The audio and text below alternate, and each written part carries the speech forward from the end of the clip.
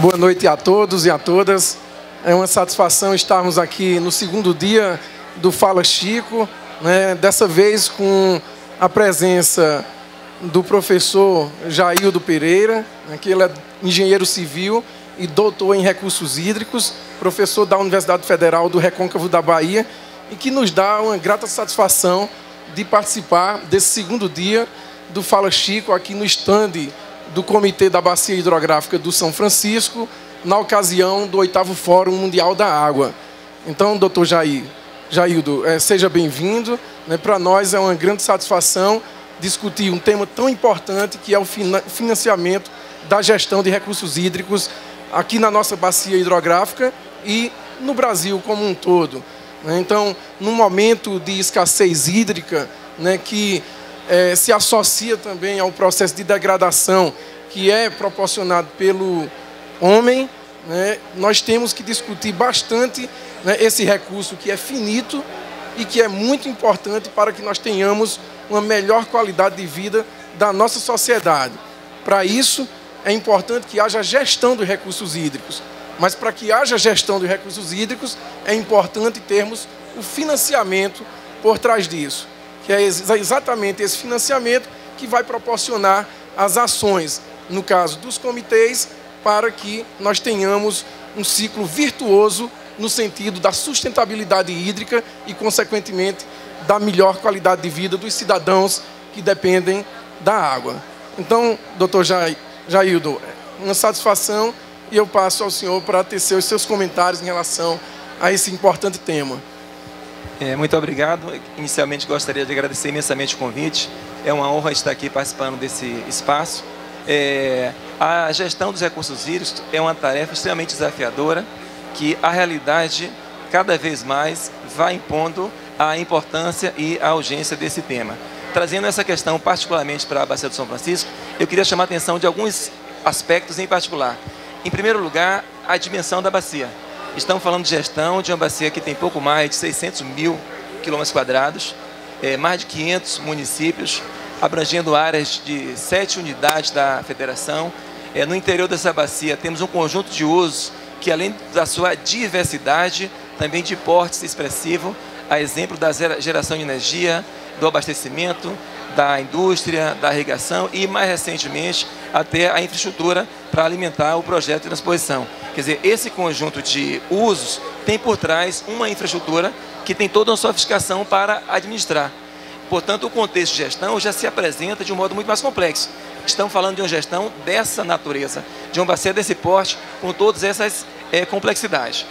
A questão que vem a partir daí é como essa gestão está colocada e o cerne da nossa conversa, que seria como esse financiamento está previsto e, mais ainda, como assegurar o financiamento dessa gestão de um modo sustentável.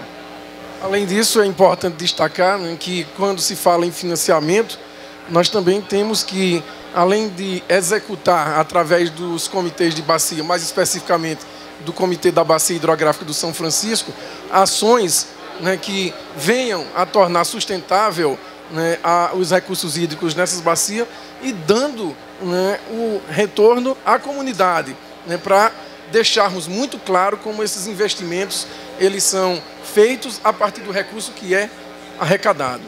Esse é um ponto muito importante. Aí vou até fugir um pouquinho da formalidade, lembrar um ditado popular que diz que a mulher que a César, a mulher de César não basta ser honesta, tem que parecer.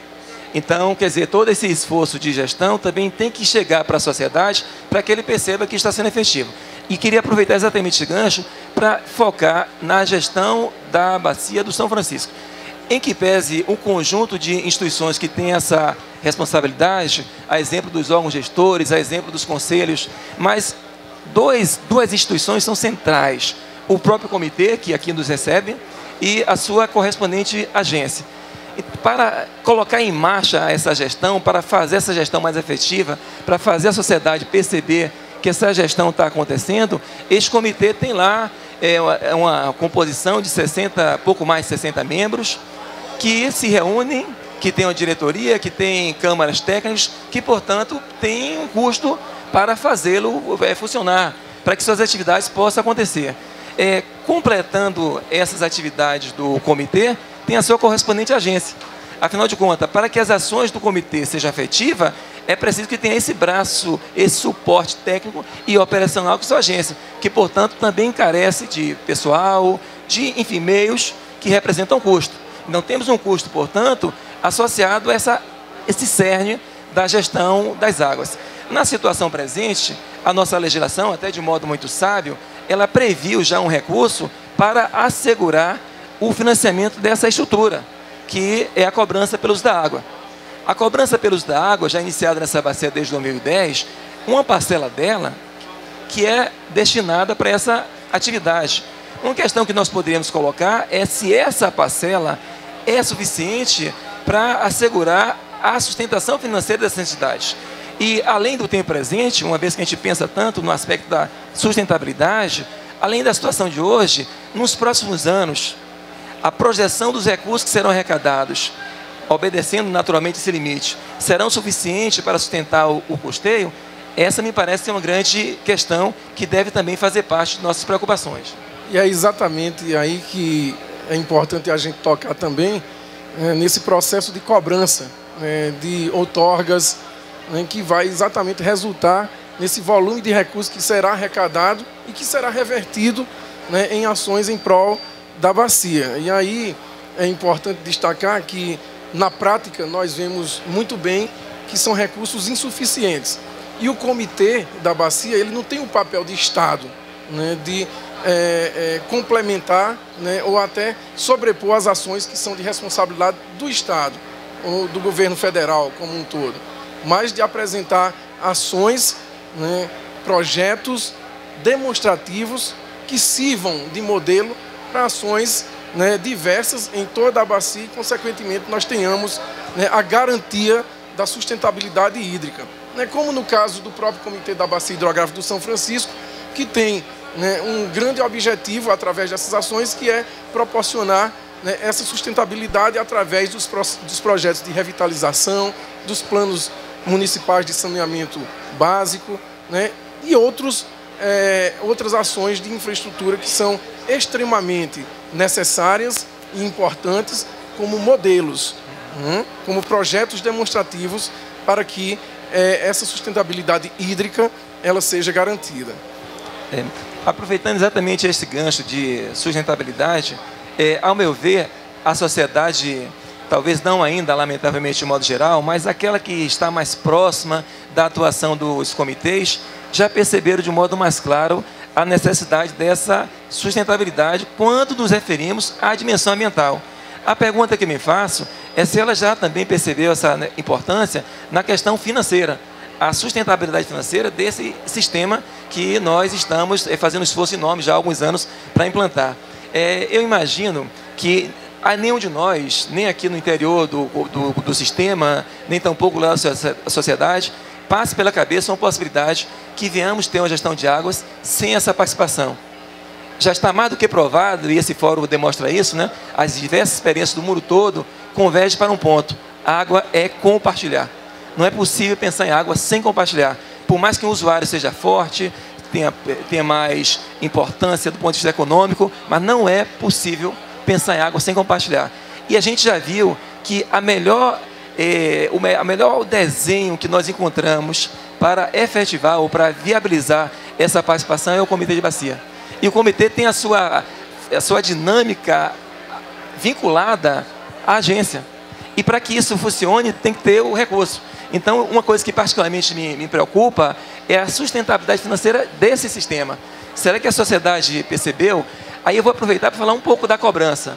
A cobrança iniciada em 2010, até nós nos inspiramos em experiência, notadamente dos franceses, nós imaginávamos que iríamos cobrar pelos da água, iríamos gerar uma arrecadação, e com esse dinheiro tiraremos uma parcela para financiar esse custeio de que nós estamos aqui nos referimos, e outra parcela para financiar as ações. A realidade tem nos mostrado que a prática está um pouco distante daquilo imaginado. Nós conseguimos cobrar, nós estamos amadurecendo nessa direção. Agora, observem que nos anos 90, quando começamos a fazer as simulações desses valores a ser cobrado, já trabalhávamos com essa ordem de 1 centavo por metro cúbico. Estamos em 2018 e começamos a experiência com esse mesmo nível de preço.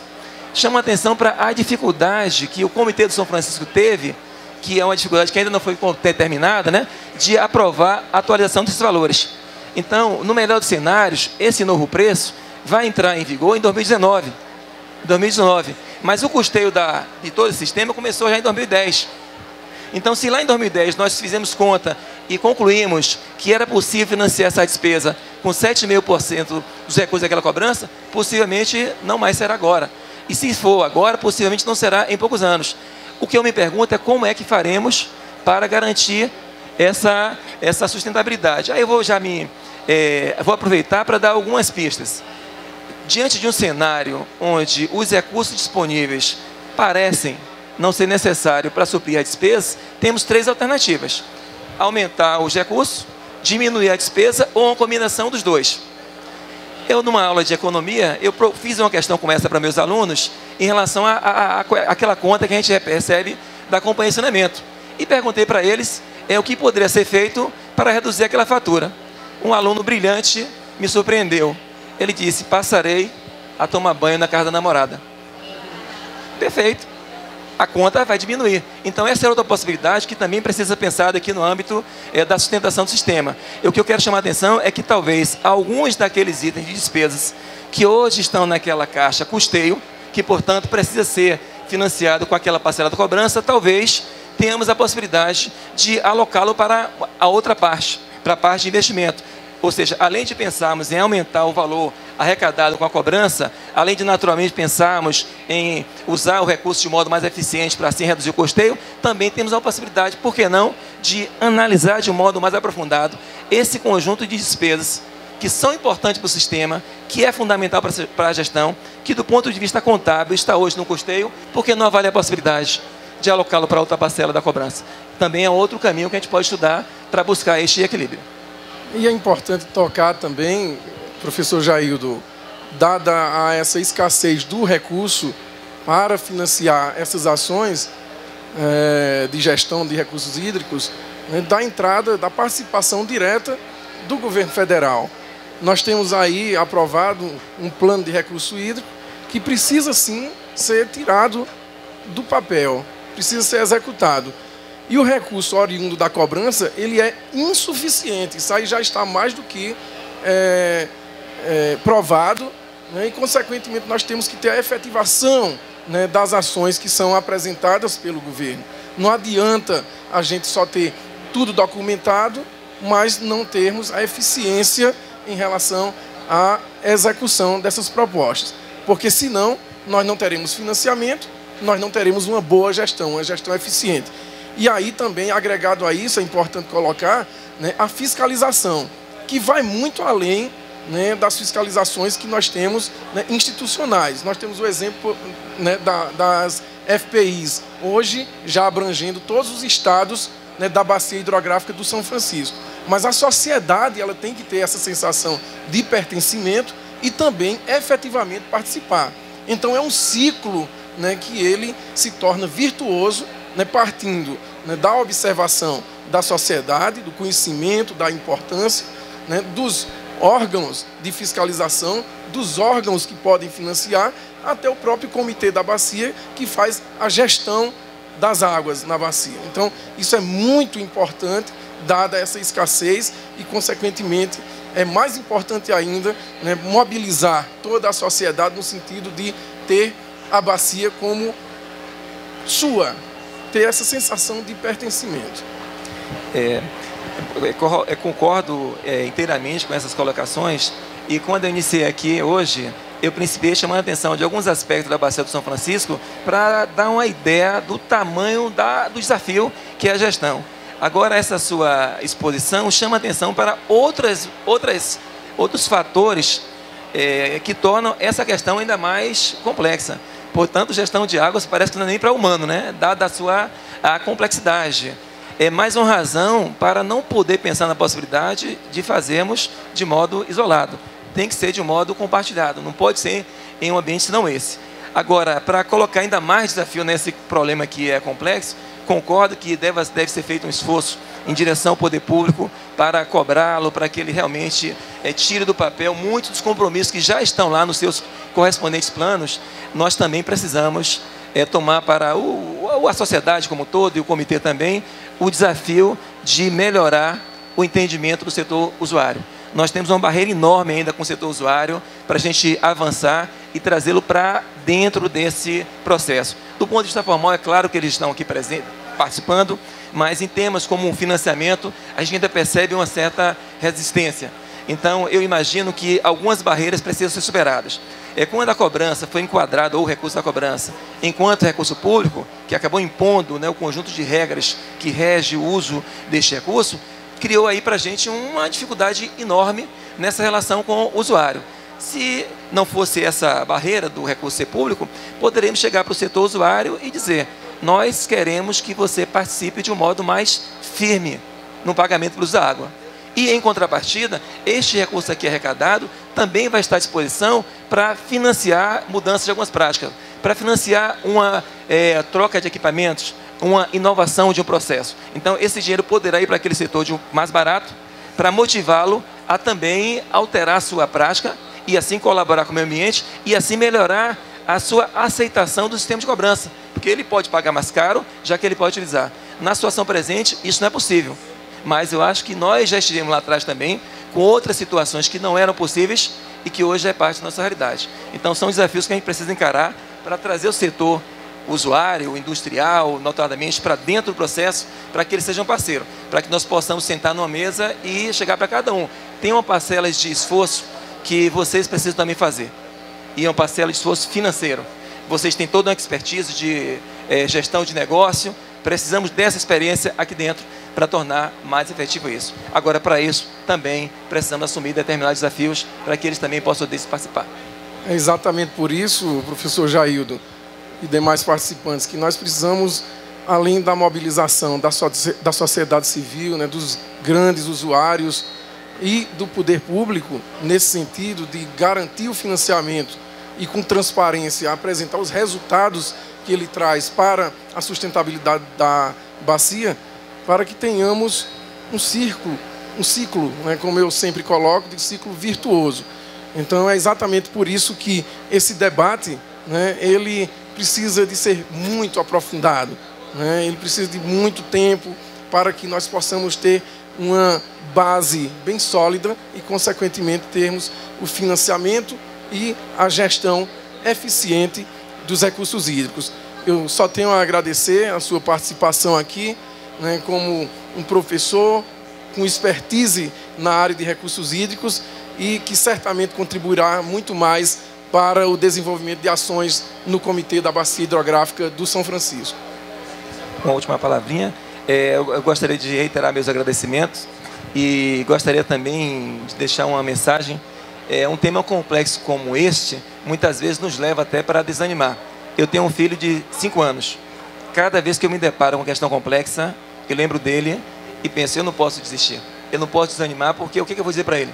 Então, quando eu penso nessa questão da gestão das águas, eu olho para trás e percebo uma distância enorme que nós já percorremos, um avanço extraordinário que nós já obtivemos. É claro que a gente olha para frente e vê um caminho enorme a ser percorrido. A questão é se nós olhamos para trás ou para frente. Eu penso que a gente tem que olhar nas duas direções. Olhar para trás para nos motivarmos e olhar para frente para não nos acomodarmos, que temos um grande desafio pela frente. Mas a gente vai chegar lá. Obrigado. Obrigado.